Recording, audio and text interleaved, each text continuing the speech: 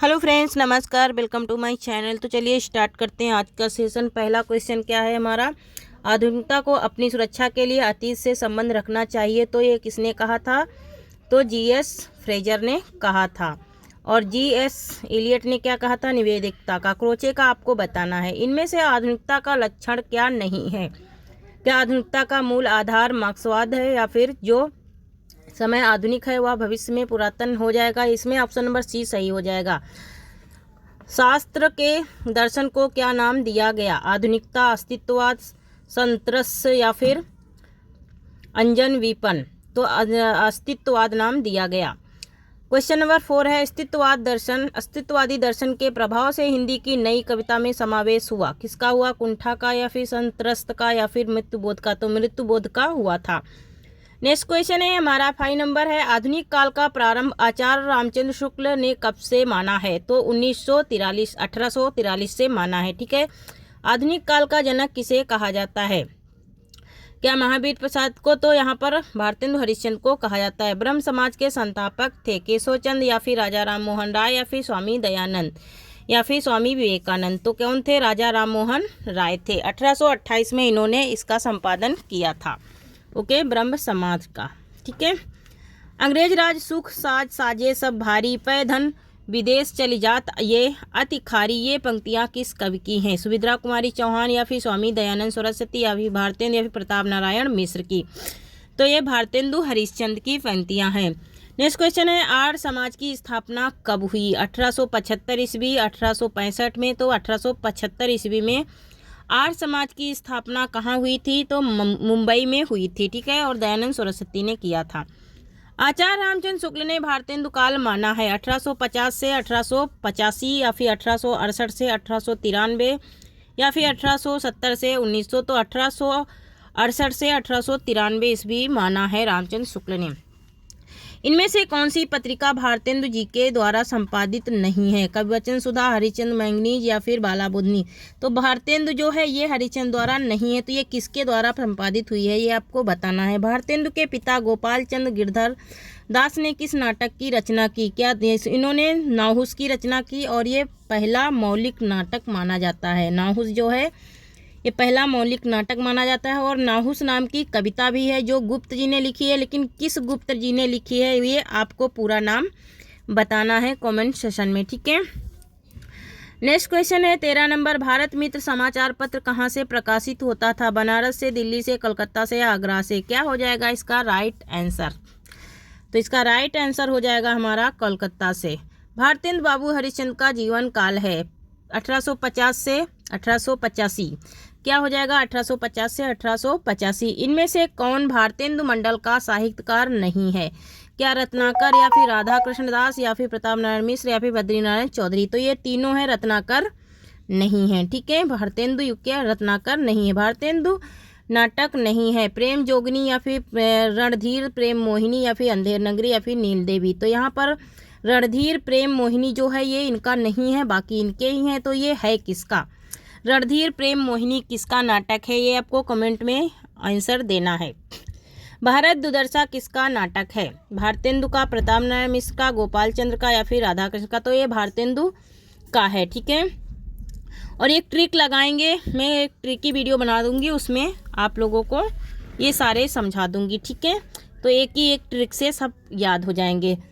रोवहु सब मिल आवहु भारत भाई, हाँ हाँ भारत दुर्दशा ना देखी जाई। ये पंक्तियाँ किस कवि की हैं? राधाचरण गोस्वामी की, या फिर प्रेमधन की, या प्रताप नारायण मिश्र की? ओके, या फिर प्रेमधन की? तो इस किसकी हैं? तो ये भारतेंदु की हैं। अब यो उर आवती है सजनी, मिली उई गरे लगी कै छतिया। ये पंक्तियाँ किसकी हैं? तो ये ठाकुर जगमोहन सिंह की हैं। किसकी हैं ये? ठाकुर जगमोहन सिंह की पंक्तियाँ हैं। ठीक है। नेक्स्ट क्वेश्चन नंबर 20 है, बच सासू जिठानी सो पियते दूरी घूंघट में दृढ़ जोरे लागी। ये इस पंक्ति के रचयिता कौन है? बालकृष्ण भट्ट, प्रताप नारायण मिश्र, भारतेंदु, या फिर कौन है? यहाँ पर भारतेंदु हैं। ठीक है। इन कवियों को काल के आरोही क्रम में व्यवस्थित करना है। भारतेंदु, प्रेमधन, राधा कृष्ण दास, नवनीत चतुर्वेदी, या फिर नवनीत चतुर्वेदी, प्रेमधन? तो यहाँ पर भारतेंदु, प्रेमधन, राधा कृष्ण दास और नवनीत चतुर्वेदी यही राइट आंसर हो जाएगा। बद्री नारायण चौधरी किस पत्रिका के संपादक थे? माधुरी, प्रभा या फिर आनंद कदामिनी या फिर बाला बोधिनी? तो बाला बोधिनी किसकी है? भारतेंदु की है। ठीक है, ये भारतेंदु की है। यहाँ पर आनंद कदामिनी है इनकी पत्रिका, जो कि मिर्जापुर से निकलती थी। आधुनिक काल को क्या नाम आचार्य रामचंद्र शुक्ल ने दिया? क्या श्वेतर काल दिया? तो इन्होंने गद्य काल नाम दिया था। भारतेंदु युग की समय सीमा क्या है? 1857 से 1900 ईस्वी या फिर 1850 से 1880 या फिर, तो यहाँ पर 1857 से 1900 ईस्वी है। ओके, द्विवेदी युगीन काव्य धारा की समय सीमा क्या है? द्विवेदी युगीन काव्य धारा की समय सीमा क्या है? तो 1900 से 1920 है। ठीक है, नेक्स्ट क्वेश्चन है छायावादी काव्य की समय सीमा क्या है? छायावादी काव्य की समय सीमा क्या है? तो 1936 से 1950। क्या है? 1936 से 1950, और जो ऊपर है 1900 से 1920 ये द्विवेदी का है। ठीक है, प्रगतिवादी काव्य की समय सीमा क्या है? प्रगतिवादी काव्य की समय सीमा क्या है? क्या होगा इसका राइट आंसर? तो 1936 से 1943। प्रयोगवादी काव्य की समय सीमा क्या है? ठीक है, तो इसकी समय सीमा प्रयोगवादी काव्य की बताना है। ठीक है, तो ये 1943 से 1953 ईस्वी। नई कविता की समय सीमा है 1960 से 1980 या फिर 1953 से 1990 या फिर 1953 से 1963 या फिर 1953 ईस्वी के उपरांत। तो 1953 ईस्वी के उपरांत है। ठीक है, निम्न को काल के आरोही क्रम में व्यवस्थित कीजिए। ओके, तो काल के आरोही क्रम में भारतेंदु युग, द्विवेदी युग और छायावाद और प्रगतिवादी युग है। ठीक है, प्रयोगवाद का प्रारंभ किस रचना से माना जाता है?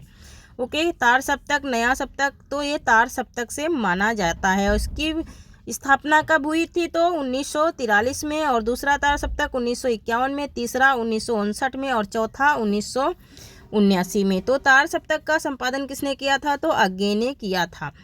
तार सप्तक का प्रकाशन हुआ था, अभी मैंने बताया, 1943 ईस्वी में। ठीक है, निम्न सूचियों को सुमेलित कीजिए। ओके, ठंडा लोहा किसका है? तो धर्मवीर भारती का है। चांद का मुंह टेढ़ा तो मुक्ति बोध का है। हरी घास पर क्षण भर तो अज्ञे का है। संसद से सड़क तक तो सुदामा पांडे धूर्मिल का है। ठीक है, नेक्स्ट क्वेश्चन है हमारा, विजय देव नारायण शाही किस सप्तक के कवि हैं?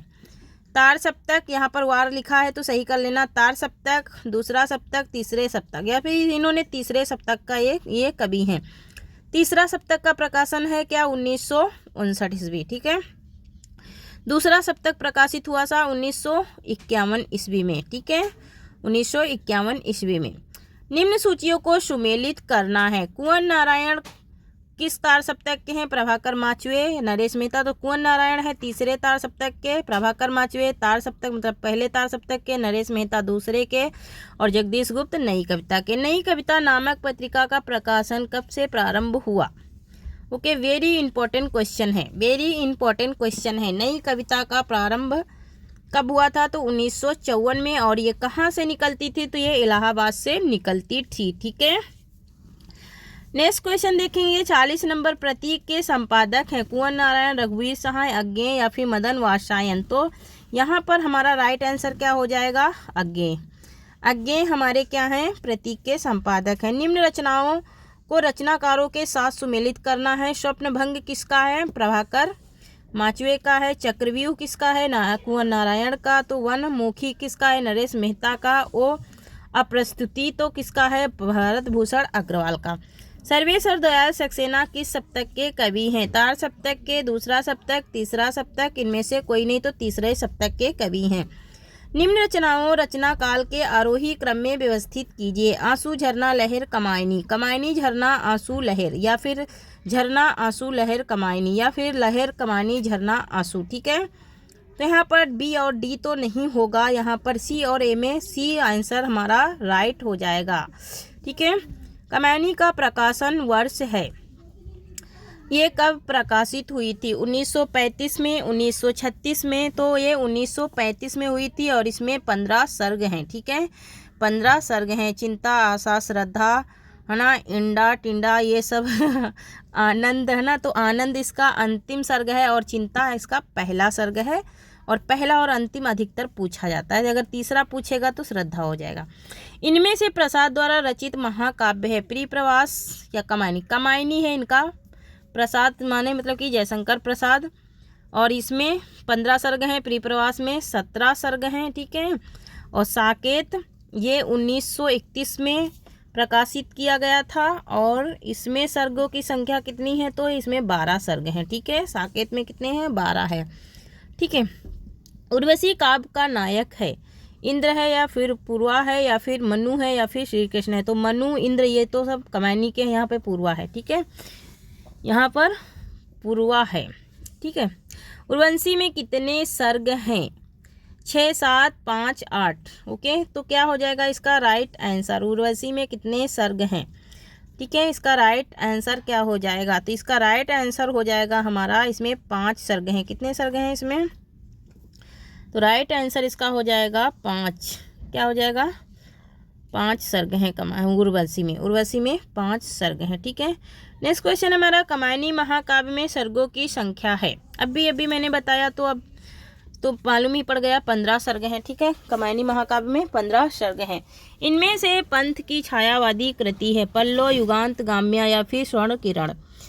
तो ये पल्लो है इसकी छायावाद की कृति। पंथ का नाम नव मानवतावादी संग्रह है 50 नंबर। पल्लव, गुंजन, गाम्या या फिर लोकायतन। तो लोकायतन जो है ये इनका महाकाव्य है, और ये इस पे इन्हें पुरस्कार भी ज्ञानपीठ मिला था। दिनकर को किस कृति पर ज्ञानपीठ पुरस्कार मिला, तो उर्वशी पर इन्हें ज्ञानपीठ पुरस्कार मिला था 1972 में। तो बताइए इन्हें साहित्य अकादमी कब मिला था, दिनकर को साहित्य अकादमी किस रचना पर मिला था, ये कमेंट में बताना है। दिनकर के उस काव्य ग्रंथ का नाम बताइए जिसमें युद्ध और शांति की समस्या का समाधान बताया गया है। कुरुक्षेत्र में बताया गया है, किसमें बताया गया है, कुरुक्षेत्र में बताया गया है। इनमें से कौन प्रगतिवादी कवि नहीं है, त्रिलोचन, सर्वेश्वर दयाल सक्सेना या केदारनाथ अग्रवाल या फिर नागार्जुन। क्या हो जाएगा इसका राइट आंसर, तो सर्वेश्वर दयाल सक्सेना नहीं है प्रगतिवादी कवि, ओके। कौन सी रचना निराला की नहीं है, क्या गीतिका नहीं है, परिमल नहीं है, गुंजन या फिर अनामिका। तो गुंजन किसकी है, पंथ की रचना है, ठीक है। इनमें से महादेवी की कृति है उर्वशी, यामा, आंसू, तुलसीदास। तो यहाँ पर उर्वशी दिनकर की है, ठीक है। आंसू किसकी है, जयशंकर प्रसाद की, और तुलसीदास किसकी है, तो निराला की है। तो यहाँ पर राइट आंसर क्या हो जाएगा, यामा, ओके। यामा पे इन्हें ज्ञानपीठ पुरस्कार भी मिला था 1982 में, ठीक है। हरिवंश राय बच्चन की काव्य कृति कौन सी है, मधुबाला, मधुकलश, निशा निमंत्रण, ये सभी, ओके। तो ये सभी ही हरिवंश राय बच्चन की काव्य कृतियाँ हैं, ठीक है। नेक्स्ट क्वेश्चन है हमारा, नकेनवाद का दूसरा नाम है प्रगतिवाद या फिर पद्यवाद या फिर प्रयोगवाद या फिर नई कविता। तो इसका दूसरा नाम क्या है, पद्यवाद। इनमें से कौन सा कवि प्रयोगवादी नहीं है, क्या दिनकर नहीं है, या त्रिलोचन नहीं, या फिर केदारनाथ सिंह नहीं है। तो यहाँ पर हमारा राइट आंसर क्या हो जाएगा, केदारनाथ सिंह। केदारनाथ सिंह जो है ये प्रगतिवादी कवि नहीं है, ठीक है। तो नेक्स्ट क्वेश्चन है हमारा 60 नंबर, अबे सुनबे गुलाब में गुलाब किसका प्रतीक है, श्रमिक वर्ग का या फिर पूंजीपति वर्ग का या फिर बुद्धिजीवी वर्ग का या फिर इनमें से सभी का। तो ये पूंजीपति वर्ग का प्रतीक है अबे सुनबे गुलाब। मार्क्सवाद से साप्ताहिक संस्करण को कहा जाता है प्रगतिवाद, नकेनवाद, छायावाद या फिर प्रयोगवाद। वेरी इंपॉर्टेंट क्वेश्चन है, तो ये प्रगतिवाद है, ठीक है। श्वानों को मिलता दूध वस्त्र भूखे बच्चे अकुलाते हैं, इस पंक्ति में किस वाद की झलक है, छायावाद, प्रगतिवाद या फिर प्रयोगवाद। तो प्रगतिवाद की झलक है। संस्कृति के 4 अध्याय पुस्तक के लेखक हैं अज्ञे, निराला, रामविलास शर्मा या फिर रामधारी सिंह दिनकर। क्या हो जाएगा इसका राइट आंसर, तो रामधारी सिंह दिनकर संस्कृति के 4 अध्याय। हरी घास पर क्षण भर नामक काव्य कृति किस बात के से संबंधित है, छायावाद से या प्रगतिवाद से या प्रयोगवाद से। तो ये प्रयोगवाद से संबंधित है। हिंदी काव्य में मुक्त छंद के प्रवर्तन का श्रेय किसको जाता है, हरिओध को, निराला को। तो ये निराला को जाता है। किस कवि की छंद योजना को आलोचकों ने रबड़ छंद या केचुआ छंद कहा है, तो निराला की कृतियों को रबड़ छंद या केचुआ छंद कहा है, ठीक है। निम्न पंक्तियों को उनके रचनाकारों के साथ सुमेलित करना है। जीर्ण बहु है सीढ़, जीर्ण बाहु है सीर्ण शरीर तुम्हें बुलाता है। ये किसकी पंक्तियां हैं? तो सूर्यकांत त्रिपाठी निराला की हैं। इष्ट आलम अतः अनमोल साधना ही जीवन का मोल, ये सुमित्रानंदन पंत की हैं। ठीक है। दुख ही पिछली रजनी बीच विसलता सुख का नवल प्रभात, ये जयशंकर प्रसाद की हैं। बीन हूँ मैं तुम्हारी रागिनी भी हूँ, महादेवी वर्मा की। मधुर मधुर मेरे दीपक जल प्रीतम पथ पर आलोकित कर, ये भी महादेवी वर्मा की पंक्तियाँ है ना, 100% हाँ इन्हीं की हो सकती हैं। सुभद्रा कुमारी चौहान तो महादेवी वर्मा की ही हैं। ठीक है। चाह नहीं सुरबाला के गहनों में गूंथा जाऊं, यह पंक्ति किस कवि की है? रामनरेश त्रिपाठी या बालकृष्ण भट्ट बालकृष्ण शर्मा नवीन या फिर माखनलाल चतुर्वेदी की हैं। चाह नहीं मैं सुरबाला के गहनों में गूंथा जाऊं। इनमें से आधुनिक मीरा किसे कहा जाता है? वेरी इंपॉर्टेंट क्वेश्चन है, कई बार रिपीट हो चुका है। 70 नंबर महादेवी वर्मा को कहा जाता है। ठीक है। पंत जी की इस रचना को छायावाद का मैनिफेस्टो कहा जाता है। पल्लो को, है ना, और इसे घोषणा छायावाद का घोषणा पत्र भी कहते हैं। छायावाद है स्थूल के प्रति सूक्ष्म का विद्रोह, यह परिभाषा किसकी है या फिर यह कथन किसका है? तो राइट आंसर इसका क्या हो जाएगा? तो इसका राइट आंसर हो जाएगा डॉक्टर नागेंद्र। ये डॉक्टर नागेंद्र का कथन है। छायावाद का प्रयोग दो अर्थों में समझना चाहिए, एक तो रहस्यवाद के अर्थ में, दूसरा प्रयोग वाक्य शैली या पद्धति विशेष के व्यापक अर्थ में। यह कथन किस समीक्षक का है? क्या डॉक्टर नागेंद्र का है या फिर रामचंद्र शुक्ल का है या फिर नंद दुलारे वाजपेयी का है या फिर, तो ये नंद दुलारे किसका है? नेक्स्ट देखेंगे कि इनमें से निराला की कविता कौन सी नहीं है? कुकुरमुत्ता, राम की शक्ति पूजा, जूही की कली, नौका विहार। तो ये तीनों हैं लेकिन नौका विहार नहीं है। ठीक है। निराला की अधिकांश कविताओं की पृष्ठभूमि में राष्ट्रीयता का रंग विद्यमान मिलेगा, यह कथन किसका है? रामचंद्र शुक्ल का है या फिर शांतिप्रिय द्विवेदी का या फिर भागीरथ मिश्र का है? ठीक है। तो इसका राइट आंसर क्या हो जाएगा? भागीरथ मिश्र। ओके, भागीरथ मिश्र का ये कथन है। कमैनी में कौन सा पात्र नहीं है? इंडा, श्रद्धा, पूर्वा, मानू। तो अभी आप पीछे पढ़ के आए हैं कि पूर्वा किसका है? तो ये उर्वशी का है। कमैनी में बुद्धि का प्रतीक है, श्रद्धा, इंडा, मानू या फिर अकुली। तो यहाँ पर राइट आंसर क्या हो जाएगा? तो यहाँ पर इंडा जो है ये बुद्धि का प्रतीक है। ठीक है। 78 नंबर है, कमैनी में किस दर्शन की परिभाषा शब्दावली प्रयुक्त है? जैन दर्शन, अद्वैत दर्शन या प्रत्याभिज्ञा दर्शन या फिर बौद्ध दर्शन। तो यहाँ पर राइट आंसर हो जाएगा प्रत्याभिज्ञा दर्शन। ओके। नेक्स्ट है, पंथ की कौन सी रचना अरविंद दर्शन से प्रभावित है? तो स्वर्ण किरण इनकी अरविंद दर्शन से प्रभावित है। चीनी आक्रमण 1962 ईस्वी के समय दिनकर ने कौन सी कृति लिखी थी? तो परशुराम की प्रतीक्षा इन्होंने लिखी थी। इनमें से कौन सी कविता पंथ की नहीं है? तोड़ती पत्थर, नौका विहार, मौन निमंत्रण या फिर हिमाद्री। तो तोड़ती पत्थर जो है ये पंथ जी की नहीं है। पंथ की प्रगतिवादी कविता इनमें से कौन सी है? परिवर्तन ताज। यहाँ पर ताज जो है इनकी प्रगतिवादी कविता है। प्रकृति का सुकुमार कवि किसे कहा जाता है? तो जो प्रकृति से ज़्यादा रचनाएं की है वही होगा प्रकृति का सुकुमार। तो कौन हो गए? सुमित्रानंदन पंत। ठीक है। नेक्स्ट है, हालावादी कवि के रूप में प्रसिद्ध हैं रामेश्वर शुक्लांचल, नीरज बच्चन सिंह या फिर नरेंद्र शर्मा। तो यहाँ पर हरिवंश राय बच्चन है। कौन है? हरिवंश राय बच्चन है। ठीक है।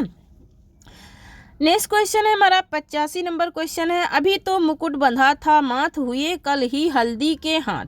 ये पंक्ति किस कवि की है? पंत की, प्रसाद की, निराला की, महादेवी वर्मा की। क्या होगा राइट आंसर? तो पंत की ये पंक्तियां हैं। ओके। इन्होंने इस पर कविता एक लिखी थी, किसी की शादी होती है और तुरंत वर क्या हो जाता है? मर जाता है, और उसी के ऊपर इन्होंने कविता लिखी थी। कौन सा कवि नई कविता का है? केदारनाथ अग्रवाल, नागार्जुन। तो यहाँ पर केदारनाथ सिंह। धूर्मिल का वास्तविक नाम क्या है? वैद्यनाथ मिश्र, वासुदेव सिंह, पांडे या इनमें से कोई नहीं। Very important question. तो पांडे बेचैन शर्मा, यहाँ पर सुदामा पांडे, धूर्मिल। ठीक है। वासुदेव सिंह किस कवि का वास्तविक नाम है? निराला। तो यहाँ पर त्रिलोचन का वास्तविक नाम है। ठीक है। पंथ का जीवन काल क्या है? पंथ का जीवन काल क्या है? तो इन कवियों को काल के आरोही क्रम में व्यवस्थित कीजिए। पंथ प्रसाद निराला और महादेवी वर्मा। प्रसाद निराला पंथ महादेवी वर्मा, या फिर यहाँ पर प्रसाद निराला पंथ और महादेवी वर्मा। इच्छा ज्ञान क्रिया की समर्था से क्या प्राप्त होता है? मोक्ष, निर्वाण, आनंद या फिर परमात्मा। ठीक है, हमारे 100 क्वेश्चन आज इसमें इस सेशन में कंप्लीट होंगे। आनंद। ठीक है, क्या प्राप्त होता है? आनंद। खड़ी बोली का प्रथम महाकाव्य है पृथ्वीराज रासो, रामचरितमानस या फिर प्रियप्रवास या फिर साकेत। ओके, क्या होगा इसका राइट आंसर? तो प्रियप्रवास जो हरिओध ने लिखा था।